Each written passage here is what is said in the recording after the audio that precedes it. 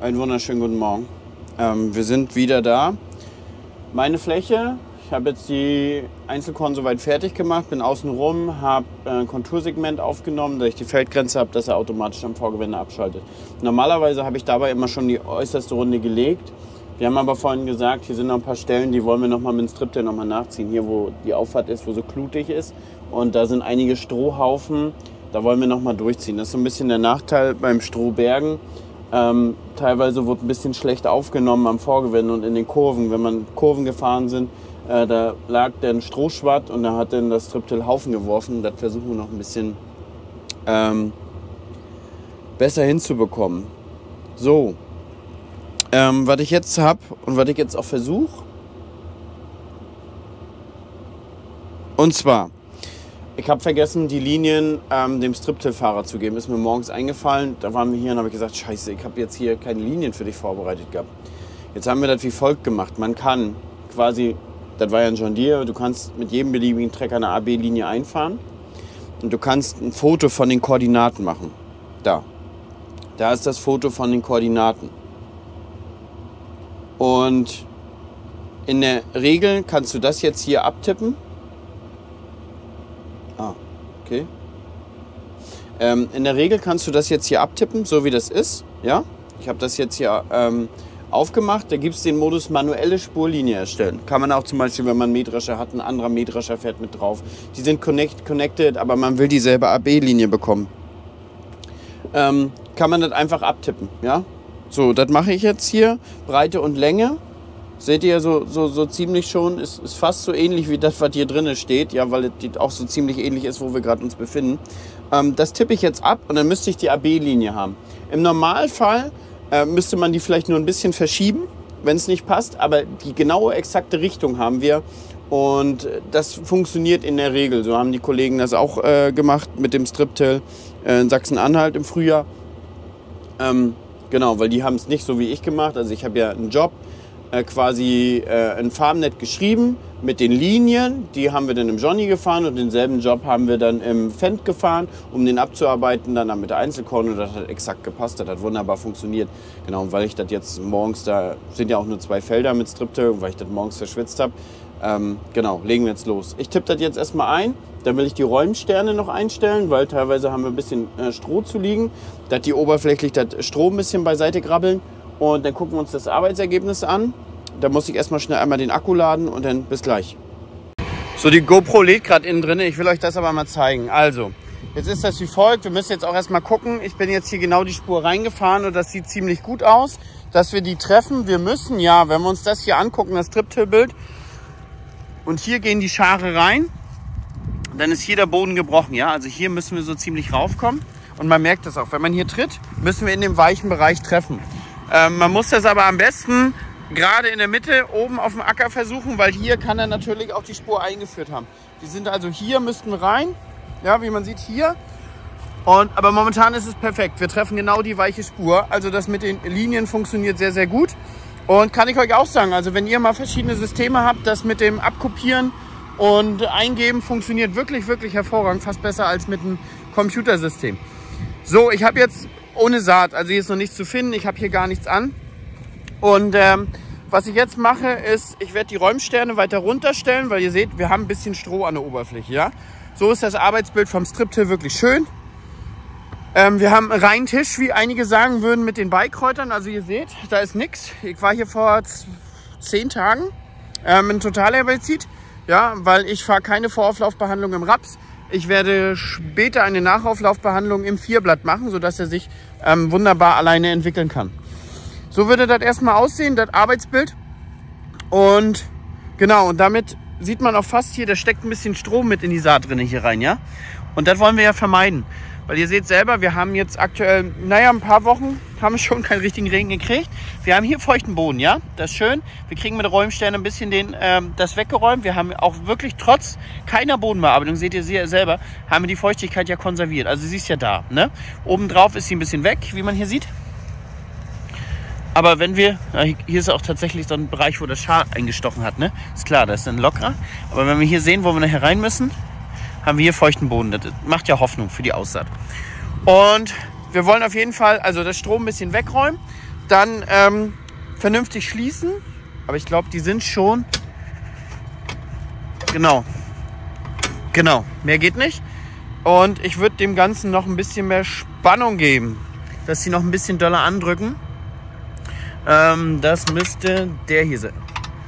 Aber so ist doch viel gespannter. Okay, wir fahren mal auf D erstmal. Janni hatte natürlich sehr weichen Boden. Der war ja gegrubbert, sandig, sodass wir nicht den größten Andruck fahren mussten. So, okay. Haben wir das gemacht? Tiefe würde ich erstmal sagen funktioniert. Und ich hebe jetzt erstmal aus und würde die Sterne ein bisschen tiefer stellen. Das ist eine ziemliche Fummelarbeit. Muss ich auch ehrlich sagen, ich finde das vom Amazone nicht ganz so toll gelöst mit diesem ollen Ring. Ja, also das macht sich wirklich nicht gut, um ehrlich zu sein. Ich weiß nicht, wie andere Hersteller das haben. Habe ich jetzt auch nicht im Kopf, wie das bei der Tempo war. Aber ich finde diese Lösung nicht gut, weil man wirklich lange hier dran rumfummelt, bis das gut aussieht, ja. So, und hinterher würden wir dann nochmal nachgüttlern. Ihr seht selber, wir haben ja, gut, wir fahren auch noch hier ohne Andruck. Also das ist momentan das Eigengewicht. Wir können natürlich das noch versteifen, dass die auch noch stärker läuft und dann noch mit den Rädern an sich mehr drückt, ja. Wir haben ja hier ein paar Klumpen, so wie hier. Also wenn wir hier jetzt die Saat reinpacken würden, dann wäre die Chance vielleicht für einen schlechten Feldaufgang gegeben. Jetzt wollen wir das nochmal abgütteln, damit das sozusagen diese kleinen Kluten fein gedrückt wird, ja, und wir dann auch ein vernünftiges Saatbett haben. So würde ich erstmal sagen, so fahren wir. Ich stelle das jetzt alles ein und dann hole ich euch nochmal dazu, wie das Arbeitsbild ist. So, damit ich jetzt ein bisschen besser rankomme, habe ich die Maschine jetzt leicht angeklappt hier. So kann ich die Sterne verstellen. Aber ich habe das jetzt schon mal runtergestellt. Ich stelle erstmal 3, fahre ein bisschen und gucke, wie die sich machen. Bevor ich nämlich alle jetzt runterstelle und stelle fest, oh, die müssen alle einen tiefer, wäre natürlich suboptimal. So werde ich das jetzt erstmal machen. Ich muss euch das mal zeigen. Ich bin gerade immer noch am zweiten, weil das regt einen so auf. Du musst diesen Ring da rausdrehen. Und das klemmt so dermaßen fest, dass du das nicht rausgedreht kriegst. Das könnt ihr euch nicht vorstellen. Ich habe leider keinen Schraubenzieher hier drin, weil der Trecker ohne Werkzeug ist. Und ich habe jetzt meinen Werkzeugkoffer da gelassen. Aber das kann doch nicht der Ernst sein, dass man das hier ohne Werkzeug vernünftig hinkriegt. Das klemmt so dermaßen, das kann nicht die Endlösung sein, Amazone. So, und ich hoffe, ihr könnt ein bisschen besser mit Kritik umgehen als New Holland. So, ich habe jetzt die beiden geändert. Sieht vielleicht in der Kamera ein bisschen gleich aus, aber marginal sieht man einen Unterschied. Wenn ich zu tief mache, habe ich festgestellt, kriege ich Spargeldämme. Genau, die beiden habe ich jetzt probiert. Man sieht das jetzt auch so ein bisschen, dass das da vorne weggeräumt wird. Und ich habe jetzt hier hinten 3. Ja, man sieht schon, die Rinnen sind ein bisschen sauber als die hier. Ich lasse das jetzt auch so, also ich mache alle auf diese Höhe. Ich meine, klar, wenn das jetzt hier abschüssig ist, ist ja logisch, dass er da nicht reingreift. Aber wie gesagt, zu tief habe ich da vorne gemacht. Da kriege ich gleich einen riesen Spargeldamm. Von daher lasse ich das jetzt so laufen. Wenn dann doch mehr Stroh kommt oder Kluten, dann kriegt er die schon beiseite geräumt. Ja, also kriegen wir hin. Aber das ist nicht die Optimallösung jetzt hier. Also ich bin jetzt knapp eine Dreiviertelstunde inzwischen da. Hab mir Werkzeug bringen lassen, WD-40. Damit geht's. Und mit einer Zange und WD-40 geht's so. Aber ist ganz schön das Gefriemel. Und ich sag mal so, bei der Tempo, bei Wedestart kann es nicht so schlimm gewesen sein. Als ich die zur Vorführung hatte, haben wir die 3-mal alle verstellt. Und er hat da maximal 5 Minuten jedes Mal für gebraucht, um alle zu verstellen. Also von daher, das ist hier noch nicht die Endlösung. Da muss noch mal irgendwie, keine Ahnung, da muss noch was anderes geben. Vielleicht gibt es auch inzwischen schon was anderes. So, und jetzt werdet ihr noch sagen, ja, aber Hannes, da kommt normalerweise noch eine Schraube rein. Da haben wir sie. Da, seht ihr das? Ja. Die haben wir da schon überall rausgemacht. Sobald nämlich dieser Schlitz da, den ihr da seht, sobald der einen Treffer vom Stein gekriegt hat, kannst du die Schraube nicht mehr mitbewegen. Deswegen haben wir nur noch, ja, eigentlich das ist die letzte Schraube. Die andere habe ich auf der anderen Seite gerade abgebaut. Seht ihr, die sind ohne Schlitze, weil mit ein paar Steinen kriegt das Ding da einen Treffer. Und dann ist das nicht mehr bewegbar.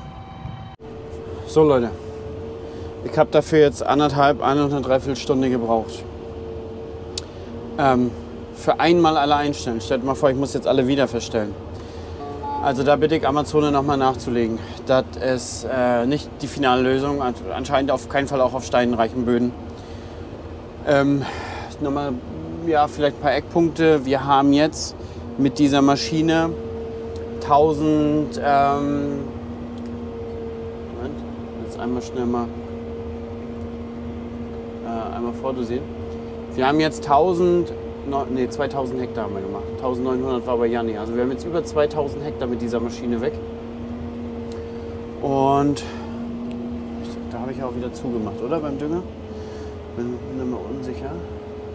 So, einmal vordosieren. Genau, also 2000 Hektar. Und ich habe eben noch mal beim Fahrer nachgefragt. Räumsterne einstellen. Jo, sagt er, das ist eine Qual. Also, falls man denkt, jetzt ich war zu bescheuert. Ich meine, ich bin nicht der handwerklich begabteste Typ. Aber unterm Strich muss das deutlich einfacher gehen für eine Sache, die man vielleicht öfter mal verstellen muss. So. Moment. So. Ich habe einmal natürlich extern bedient. Ah ja. Man muss natürlich auch einmal Section Control auf Auto schalten, einmal hier Section Control auf Auto schalten und einmal die Saateinheiten anmachen. So, wir kontrollieren nochmal bei den Produkten. Wir haben 70 Kilo, das ist Kieserit. Wir haben ja Gerste gefahren, von daher ist ja Dings nicht mehr möglich. Und 220.000 Körner. Genau, eigentlich will ich hier 200.000 machen auf dem Stück. Ich will aber einen Versuch machen. Weil wir können den eigentlich hier in der Ecke anfangen. Von 160.000 zu 300.000 Körner. 160.000, genau. So, dann haben wir alle 12,5 cm eine Pflanze. Genau. Probieren wir mal aus, lassen die Maschine mal im Boden. Und normalerweise, den machen wir noch aus, müsste sie ab hier anfangen zu legen. Dünger höre ich schon. So. Und Tempomat würde ich ein bisschen runtergehen auf 10,5, weil wir doch hier sehr steinreich sind. Und ich nicht will, dass die Maschine irgendwie kaputt geht oder irgendwas jetzt noch kaputt geht. So, jetzt müssen sich natürlich erstmal die Abstreifer ein bisschen einstellen hier. Wenn da zu viel rauskommt, können wir auch auf Automatik jetzt erstmal fahren. Hier, der zeichnet jetzt auch auf, das können wir uns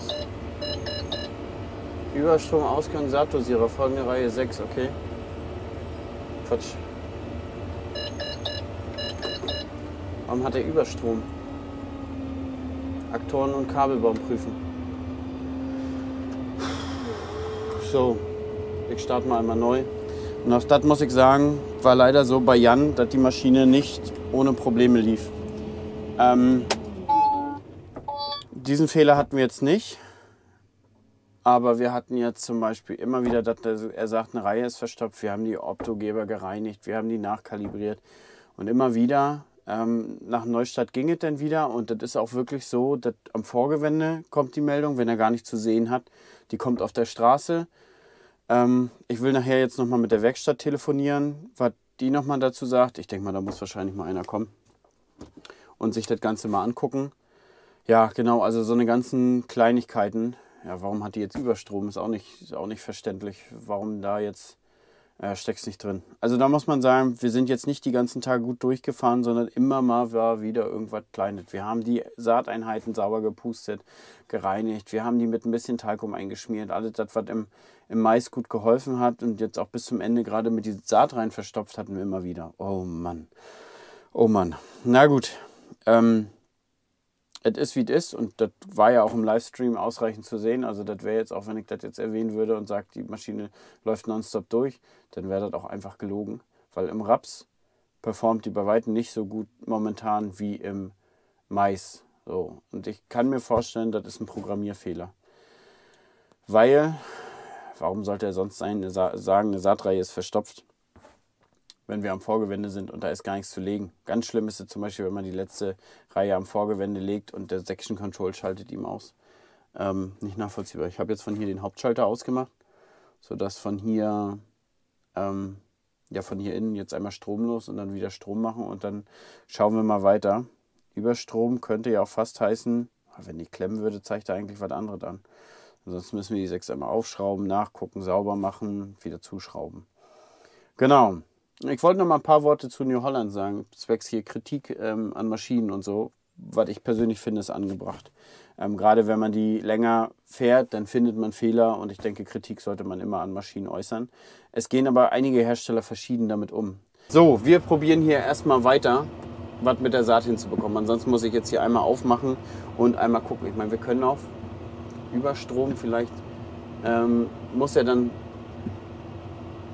zu langsam drehen. Wisst ihr? Und deswegen entsteht ein Überstrom. Ist ja auch möglich, oder? Dass die Scheibe, die wir drin haben, nicht für so... aber dann würde er eigentlich heißen, kann Saatgutmenge nicht erreichen, oder? Dann würde der Fehler ja ein anderer sein. So. Und wir können noch einmal vordosieren.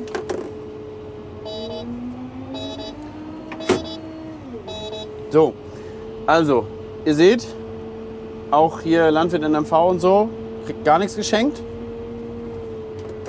Und auch, wenn einige zum Beispiel denken, ich kriege irgendwie Maschinen günstiger oder so, nee, dem ist hier auch nicht so, absolut nicht. Also, so, jetzt gebe ich nochmal hinten Druck auf die Maschine. So, jetzt sieht das besser aus. Vielleicht ist die Saatscheibe, die ich habe, auch gar nicht so dafür gemacht. Aber einige springen immer aus der Reihe hier. Die 8 hat nur letztens richtige Probleme, dass sie die Saat nicht erreichen kann. Wir haben jetzt vor allen Dingen, wir haben richtig große Körner. Wir haben TKG 7. Bei Raps ist das schon was. So, ich gehe runter auf 10 km/h. Und dann gucken wir mal, ob er sich jetzt einpendelt. Ja, wir haben ein bisschen Überbelegung. Er hat aber dieses automatische Abstreifersystem drin. Die 2 drückt aus. Was ich aber auch festgestellt habe, er macht dann auch manchmal ein bisschen zu viel. Wenn man dann abschaltet und einfach mal ein bisschen von Hand nachstellt, dann klappt das in der Regel auch ganz gut. Weil, wenn wir uns das jetzt hier angucken, Doppelstellen 118% ist aber ein Haufen.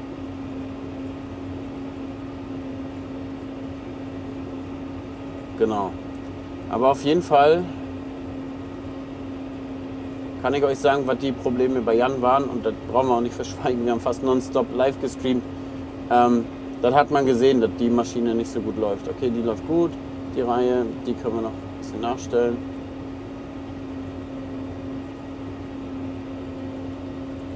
Hier haben wir auf jeden Fall jetzt auch die Körner pro Hektar. Wir sehen hier...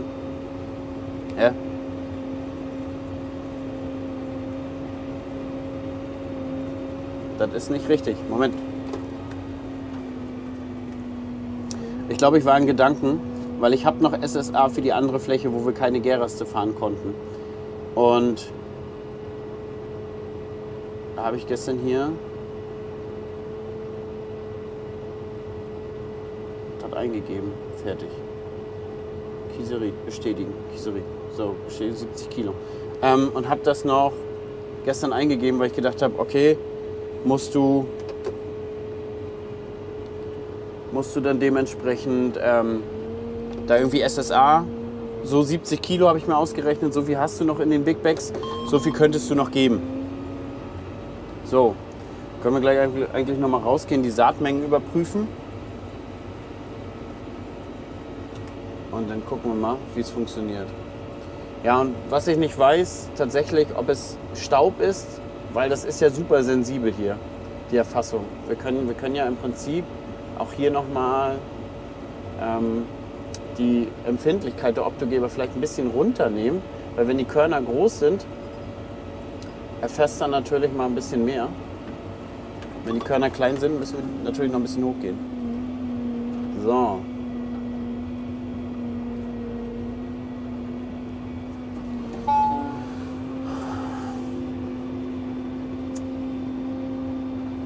Also ihr seht selber, ich habe das jetzt so eingestellt, jetzt nicht, durch den Neustart war das jetzt weg, aber dass er halt im Prinzip selber hier abschaltet. Wir können jetzt die Maschine schon runter machen, dann setzen die Aggregate sich schon einmal richtig. Und jetzt geht es ab hier an. Und er fängt jetzt auch hier an zu zählen. So, und im Prinzip können wir jetzt hier mit Field View den Sortenversuch anlegen. Ja, also ich kann jetzt hier immer 3 Bahnen meinetwegen eine Menge machen und da 3 Bahnen daneben. Und wenn ich nächstes Jahr dresche, kann ich mir das automatisch auswerten lassen. Muss nichts einzeichnen oder ähnliches, sondern er hat die Saatstärken hier drinnen. Ich könnte das Ganze auch mit Dünger noch versuchen, also anderen Dünger zu fahren. Mir sind aber jetzt quasi ein bisschen die Hände hier gebunden.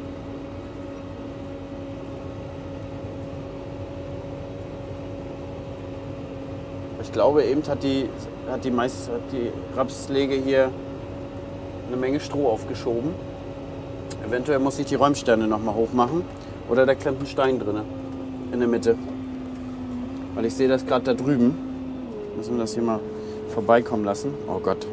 Das wird natürlich, wenn ich die jetzt wieder hochmachen muss, die Sterne. Kann natürlich sein, dass die ein bisschen klemmen, ne?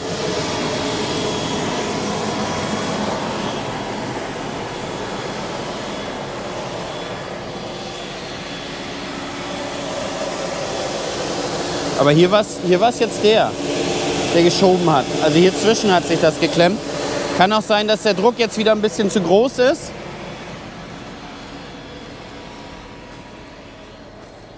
So, hier waren wir eben. Ja, kann natürlich sein, dass die Sterne jetzt in den Strohhaufen viel zu tief laufen, so wie hier, ne? Puh. Ich nehme mal den Druck mal wieder einen runter. So wie wir es vorhin hatten.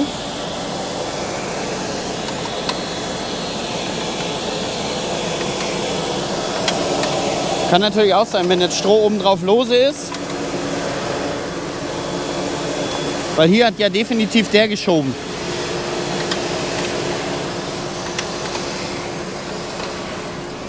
Oh, ich habe schon wieder Schreck gekriegt hier. Da bin ich schon so oft gegengelaufen. Jetzt gucken wir uns das mal hier an. Wo müssen wir gucken? Hier müssen wir gucken.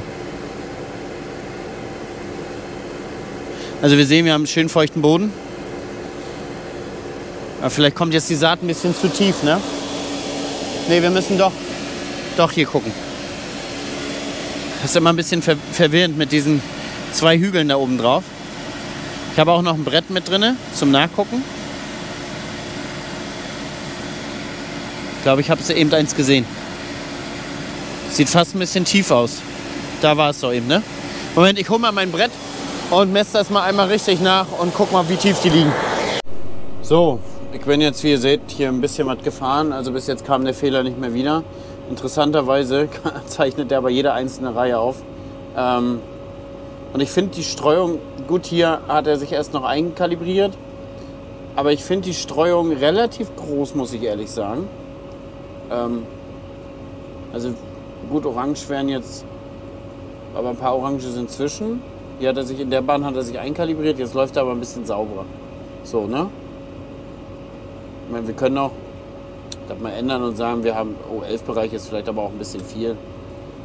Dass wir 3 Bereiche draus machen irgendwie, oder? So, 4 Bereiche. Fertig. So, jetzt sieht das deutlich besser aus, ne? Jetzt haben wir vielleicht, roter Bereich wäre 150.000, das ist hier der Randbereich. Ist klar, dann schaltet er ab und dann rechnet er noch ein bisschen hoch. Gelb wäre 150 zu 185, das hat er manchmal anscheinend. Strichelweise hier wohl. Aber man weiß auch nicht, um ehrlich zu sein, Leute. Das ist ja eins. Die Drehscheiben drehen ja konstant. Die belegen sich, drehen nach der Geschwindigkeit, die wir fahren, ja? Hier oben steht die Geschwindigkeit. Dazu weiß die Maschine, wie viele Löcher wir haben. Also wie viele Löcher die Saatscheibe hat. Und weiß genau, bei den und den Körnern pro Quadratmeter. Muss mal gucken, da war ein Stein. Ein bisschen langsamer rollen. Bei den und den Körnern pro Quadratmeter muss ich so oft drehen. Ja? Die Optogeber kontrollieren das Ganze. Sind die Körner belegt, ist doppelt belegt, ist unterbelegt, also fehlen Körner in den Löchern oder sind zu viele Körner? Also das, was wir hier sehen, ist ja quasi der Optogeber. Das kann natürlich bei Rapskörnern nicht der Wahrheit entsprechen. Das kann natürlich auch sein, dass da so zum Beispiel auch Staub mit bei ist von den Körnern. Ich habe da ja zum Beispiel Mikronährstoffe rangebeizt. Einfach um zu gucken, ob das was bringt. Kann ich ja schön hier mit auswerten. Und da ist es natürlich möglich, dass wir nicht nur Körner sehen, sondern auch ein bisschen Staub. Ja? Und bei Maiskörner ist das ja viel größer, das wird die Optogeber. Also diese Lichtschranken messen ja sozusagen jedes Korn und leiten daraufhin zurück, haben wir Überbelegung, Unterbelegung, da müsste jetzt ein Impuls quasi kommen, da kommt aber kein Impuls. Also das, was wir hier sehen, kann auch eine Messungenauigkeit sein, ja, letztendlich. Und der richtige Feldaufgang würde das jetzt zeigen. Haben wir zu viel oder zu wenig Körner. So, ich habe jetzt mit 200.000 gelegt. Dann mache ich hier neben jetzt einen Block mit 160.000. Ich komme übrigens darauf, Amazone hat mal interessanterweise einen Bericht gemacht, wie weit man die Saatstärke beim Raps reduzieren kann, ohne Einfluss auf den Ertrag. Und ich meine, das Ergebnis waren 15 Körner auf den Quadratmeter, danach bricht der Ertrag ein und darüber gar nicht. Und ich glaube, bis 25 ist er konstant und dann bricht er wieder ein, weil dann zu viel Pflanzen auf Quadratmeter steht. Wer jetzt den Link hat, gerne mal posten unter dem Video. Ich poste das dann nochmal in den Kommentaren oder so und stelle den vielleicht auch nochmal auf Instagram, wenn das jemand hat. Also sollte das jemand haben, diesen Link unter dieser Untersuchung, ich teile es gerne der Allgemeinheit zur Verfügung. Also bitte gerne melden. Genau, und wir haben jetzt auch wir haben ja auch bei Jan schon gelegt und dann haben wir ja Instagram-Stories gemacht. Und dann haben wir auch 2 Leute geschrieben, sie machen teilweise auch schon, einer war 10 Jahre, jetzt Raps in Einzelkorn und er macht nichts mehr über 20 Körnern, ist meistens so bei 16 bis 18. Und das fand ich interessant, so dass ich jetzt sage, komm, wir machen jetzt hier einmal mal 3 Bahnen oder 4 Bahnen können wir ja machen mit 160. Ich wollte ja hier 200 machen oder 220, ich mache jetzt 200 überall.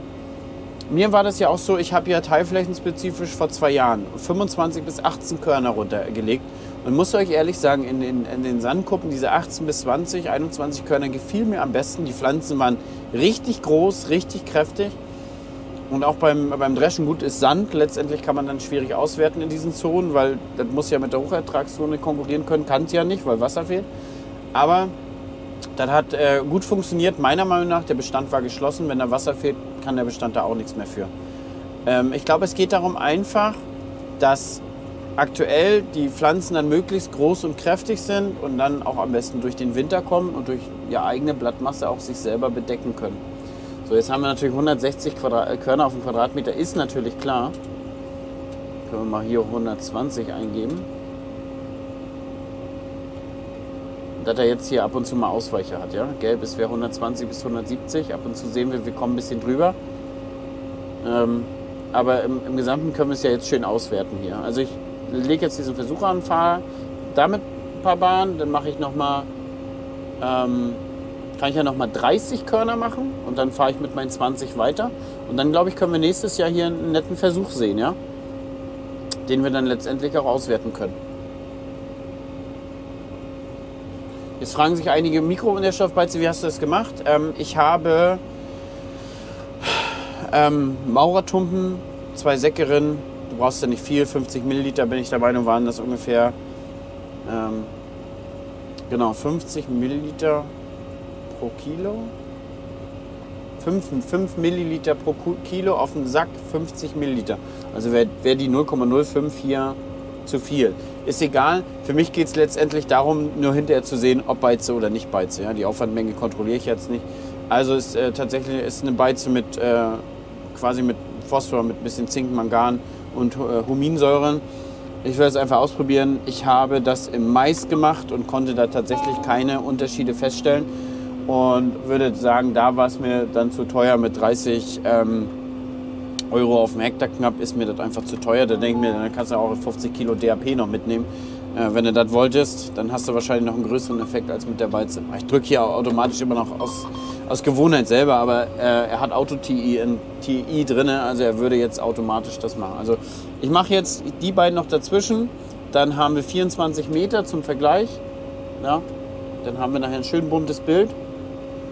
Bin dann auch gespannt, wie es am Ende aussehen wird. Und ja, wie gesagt, ich kann das ja quasi dann nächstes Jahr auch nicht verschludern oder so, sondern er wird es ja dann alleine auswerten. Zum Fendt. da seid ihr wahrscheinlich schon brennend drauf, weil ihr habt es auf Thumbnail gesehen. Ich denke, ich habe es auf dem Thumbnail gemacht. 728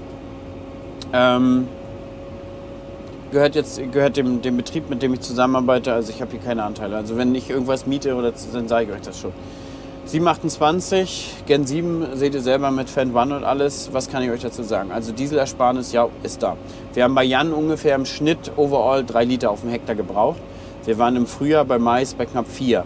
Da muss man aber sagen, wir müssen deutlich öfter nachladen. Saatgut und so, wo natürlich auch der Motor läuft. Das kann schon so einen Effekt bringen, weil 1 Liter auf dem Hektar ist ja letztendlich gar nicht viel. Und ich glaube, wir sind dadurch auch deutlich öfter dann auf einer Fläche geblieben und haben weitergefahren. Aber so, wenn wir jetzt so fahren, ist er bei 2,6 bis 2,9 Liter auf dem Hektar. Das ist schon unfassbar wenig für diese Maßnahme, die wir hier gerade machen. Und wir haben ja trotzdem 2 Gebläse anzutreiben. Die Wendigkeit, krass, wie gut das Ding wendet. Also man kann fast Spur an Spur fahren. Fahren jetzt immer jede zweite, ist rund. Der ist jetzt bereift, vorne 710er, hinten 800er. 70 R42, also auch schön bereift. Und der ist komfortabel. Meine Güte, ist das Ding komfortabel. Es ist wirklich schwebend. Ja, Kabine ist jetzt nicht ganz so groß wie beim 900er, wie ihr seht. Also ich habe jetzt noch 2 Saatgutsäcke mit. Und die sind zugebunden, weil da auch noch Mikros dran sind. Archivar ist die Sorte. Und der hat mir schon vor 2 Jahren gut gefallen. Der hat mir letztes Jahr gut gefallen. Also und dieses Jahr, ja, sagen wir mal so, das konnten wir halt nicht auswerten, was wir da als Sortenversuche hatten. Und jetzt hier noch Werkzeugkiste. Also alles im Allen, hier ist ein kleines Kühlfach drin, was ein bisschen Klima kriegt. Ist jetzt nicht die größte Kabine, die hätte tatsächlich, finde ich, ein bisschen größer gekonnt. Aber meine Güte, ist das ein komfortabler Schlepper. Fendt One, ihr müsst verstehen, ich habe immer noch keine Einschulung oder so auf dem Fendt One gekriegt. Alles das, was ihr jetzt hier seht, habe ich mir irgendwie ein bisschen selber beigebracht oder selber herausgeleitet. Oder Jan wusste noch ein bisschen was, der hatte ja letztes Jahr einen Fendt One, sodass ich das so ein bisschen vergleichen konnte und mir das jetzt so ein bisschen angeeignet habe. Einige Dinge sind intuitiver. Für mich, wenn man sich eingefuchst hat, ist es schon sehr intuitiv und auch schön, und dass du einfach hier so mit Wischen darüber gucken kannst, dass du dir Steuereinheiten beschriften kannst, das ist mega geil. Das Einstellen, diese Übersicht, diese Fenster, ist schon schön. Wenn man jetzt hier rauf guckt, jetzt hat man hier alles quasi in einem. Wenn man hier rauf geht, dann findest du relativ schnell auch hier zum Beispiel diesen Vorgewendemodus, diesen Autoturn-Modus. Also diese ganzen Sachen findet man jetzt hier sozusagen und kannst du jetzt alles einstellen. Das ist eine wirklich schöne Sache. Ich habe aber nur Bedenken, dass wenn da ein Fahrer mal aushilfsweise raufkommt, oder es gibt ja auch Fahrer, die sind nicht so Film mit, ich sag mal, mit dieser ganzen Bedienung von Bildschirmen, dass es einen schier erschlägt. Ja? Das, was man jetzt vielleicht als technisch affiner Mensch total toll und schön findet, das kann vielleicht zu viel sein. Das kann vielleicht zu viel des Guten sein. Was man auch hier teilweise sieht, weil das so trocken ist, haben wir nicht die größte Rückverfestigung tatsächlich beim John Deere gehabt oder beziehungsweise beim Striptill. Und wir haben aber auch hier testweise ein paar Spuren gehabt, die waren zu tief und da war es nicht gut eingestellt. Da vorne sieht man es, da wird es, glaube ich, nachher besser, und auch da wurde es besser, weil wir hatten anfangs quasi, das Striptill stand zu weit so, ja. Und dann geht das zwar tiefer, aber man hat nicht die Rückverfestigung, also es muss schön in Waage am besten stehen, dann hat es einen schönen Zug nach unten und die Räder werden auch mit nachgezogen zum Andrücken. Wenn man dann tiefer will, müsste man es über die Spindeln quasi machen, damit es immer in der Waage bleibt. Das funktioniert eigentlich sehr, sehr gut, aber wie gesagt, wenn der Boden ein bisschen trockener ist, fehlt dem Ganzen ein bisschen die Rückverfestigung. Ich weiß, inzwischen gibt es aber für meinen Striptill inzwischen, glaube ich, Generation 3 müsste das sein. Ich fahre ja Generation 2, da müsste es Generation 3 sein. Und mir wurde gesagt, dass das schon deutlich besser in Sachen Rückverfestigung ist und klumpigen Boden, schwerer Boden. Ja, so sieht die Welt aus. Wenn man im Gesamten natürlich sieht, dann haben wir natürlich hier kaum Abweichung. Ne? Wir haben 160 eingestellt, wir haben jetzt ein bisschen Überbelegung, aber was sind 1000 Körner auf Hektar bei 160.000? Ne? Also sind die Anzahl an Körnern, die wir natürlich hier legen, ist ja viel, viel höher als das, was wir jetzt meinetwegen beim Mais machen. Mais hast du 6 bis 9, 10 Pflanzen. Hier bis bei 16 Pflanzen geht es los und dann bis zu 30, 35. Je nachdem, wie die Leute das haben wollen, das ist schon bedeutend mehr. Deswegen haben die Seescheiben auch mehr Löcher. Genau. Dann muss man sagen, dieses mit dem Eingeben der Koordinaten hat sehr, sehr gut funktioniert. Ich musste hier gar nichts stellen. Wir fahren die Koordinaten hier ab. Das funktioniert hervorragend.